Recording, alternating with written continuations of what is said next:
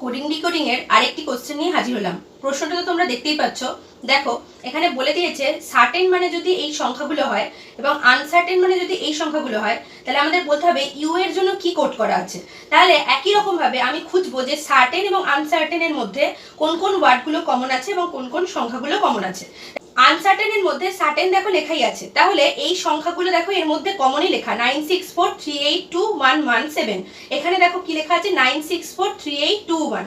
তাহলে বুঝতে পারছি যে এখান থেকে 9, এখান থেকে 9, 664433882211 এগুলো তো বাদ দিতেই পারি। আর এখান থেকে সার্টেনের C C, E, R R, T, A, I, N এগুলো সব কাটা।